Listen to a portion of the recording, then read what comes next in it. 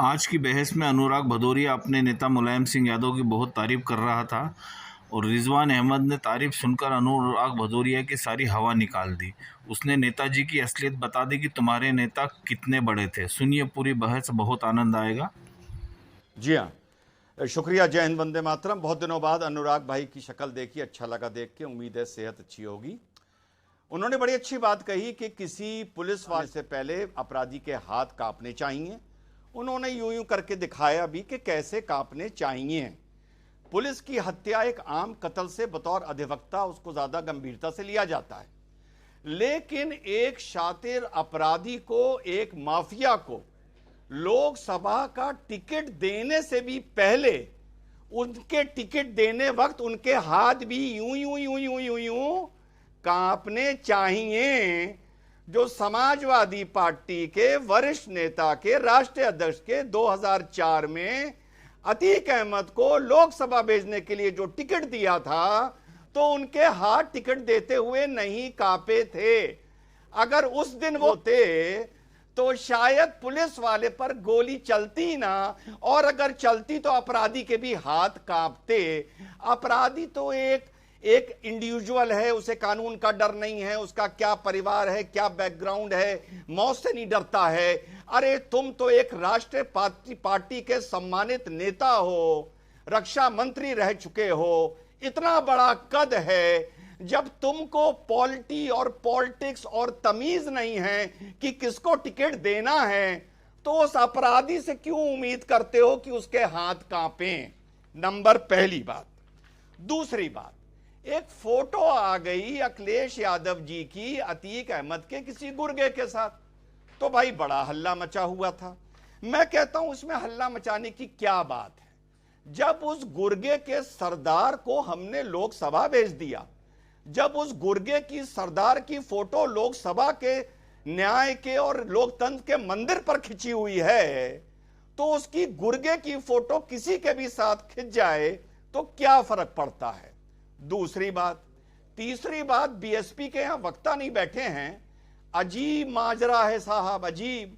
राजू पाल की पत्नी भी बीएसपी की सक्रिय नेता रह चुकी है, और की पत्नी भी बीएसपी की मेयर कैंडिडेट बन के सामने आ रही है।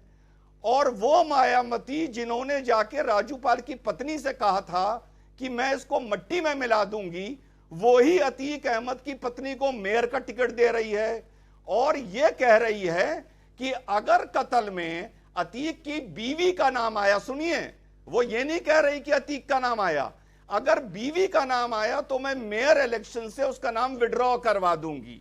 मतलब इससे ज्यादा दोहरा मापदंड हो नहीं सकता। लेकिन इतनी बात जरूर कहूंगा अमीश भाई, जो पिछले 21 दिन में मुख्तार अंसारी के बेटे और उनकी बहू के किस्से सामने आए हैं, और आज जो ये किस्सा प्रयागराज में हुआ है, मानिए या ना मानिए, एज अ पॉलिटिकल कमेंटेटर बता रहा हूं, मेरा विश्वास हिला है। मैं निराश हूं।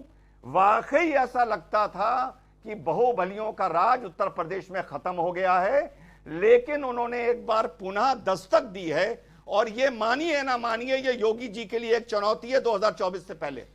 जी, ये आपका पॉइंट है। अनुराग भदौरिया कुछ कहना चाहते हैं, लेकिन उससे पहले शदाब चौहान क्योंकि बोले नहीं है, इसलिए मैं उनको मौका दे रहा हूं। शदाब जी, दो सेकंड। नहीं, आपको मैं 40 सेकंड मौका दूंगा। शदाब।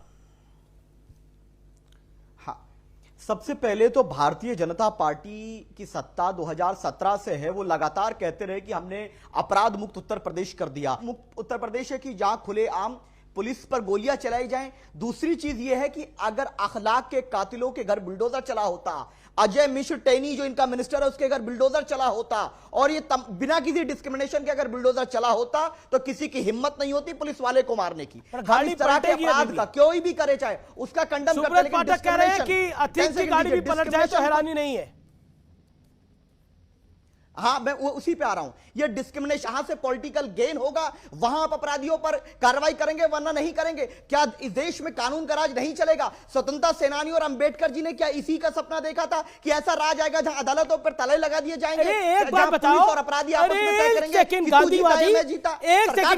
गांधीवादी जी सुनो, गांधीवादी आप बात कर रहे हो, भगत सिंह की बात कर रहे हो, सरदार वल्लभ भाई पटेल की बात कर रहे हो, क्या महात्मा गांधी ने यह सपना देखा होगा कि कोई पार्टी अतीक अहमद और मुख्तार अंसारी को देश के सदन में भेजेगी? अतीक अहमद और मुख्तार अंसारी को क्या महात्मा गांधी ने कभी सपना देखा होगा कि अब्बास अंसारी चुनाव का प्रचार करेगा और धमकी देगा पुलिस वालों को? ए पुलिस वालों, उसने ये बोला, ए पुलिस वालों, जवाब सुनिए। सोचा होगा क्या? हाँ, मैं जवाब उसका बता रहा हूं, जवाब तो सुनो। गांधी जी ने तो यह भी नहीं सपना देखा था मालेगांव बॉम्ब ब्लास्ट की आतंकवादी साध्वी प्रज्ञा संसद में बैठ जाएगी जाकर के, जो गोडसे के प्रति अपना संवेदना रखती है। गांधी जी ने तो यह सपना भी नहीं देखा था। क्या अदालतों को आप बंद कर देंगे? शाहजहांपुर में एक फेक एनकाउंटर हुआ, 18 लोगों को जेल की हुई है जो पुलिस वाले हैं। तो फेक एनकाउंटर से इस तरह की हरकत नहीं होना चाहिए। हमें अदालत पे विश्वास है कि अदालत न्याय करेगा, पीड़ितों से न्याय करेगा अदालत। सुप्रीम कोर्ट पर हमें विश्वास है। ये पुलिस स्टेट नहीं Uttar Pradesh, rule of law से चलेगा। आप बिल्कुल रूल ऑफ लॉ की बात कर रहे हैं। Okay okay, Rizwan Ahmad, you made your point sir, you made your point. Amish भाई जी, अब अगर अब गांधी जी के सपनों पर बात होने ही लगी है, हम सब इतने बुद्धिजीवी यहां बैठे हैं। फूलपुर से पहला सांसद कौन था? उस जमाने में इलाहाबाद था, जवाहरलाल नेहरू जी, पंडित जवाहरलाल नेहरू जी सीट से जीत के लोकसभा पहुंचे थे। 2004 में वहीं से अतीक अहमद जीत के पहुंचे। तो क्या गांधी जी ने यह भी सपना देखा था या नेहरू जी ने यह सपना देखा था? इसका जवाब वो क्या देंगे, शादाब क्या देगा, उसको ज्यादा वो नहीं है। इसका जवाब आप इनसे लीजिए ना, अनुराग से, कि जहां से पंडित नेहरू जीत के गए वहीं से इन्होंने अतीक अहमद को लोकसभा भेज दिया। ओके, अनुराग भदौरिया कुछ कहना भी चाह रहे थे वो। अरे कैसे हो? ठीक हो? बाद नजर आए, ठीक हो? और बेटा कैसा है? ठीक हो? और भाई मुर्गे क्या हाल है? अरे शादाब, अरे जोकर कैसा है? अरे तुमसे मिर्ची नहीं कह रहा लगी मेरे बच्चे, मेरे बेबी, तुम्हें नहीं कह रहा। हंसो। अरे तुम्हें नहीं कह रहा मेरे बेबी, तुम्हें नहीं कह रहा यार, छोटे हो, तुमसे तुम्हारे मुंह थोड़ी लगूंगा, तुम उम्र में छोटे हो। बाप होता है।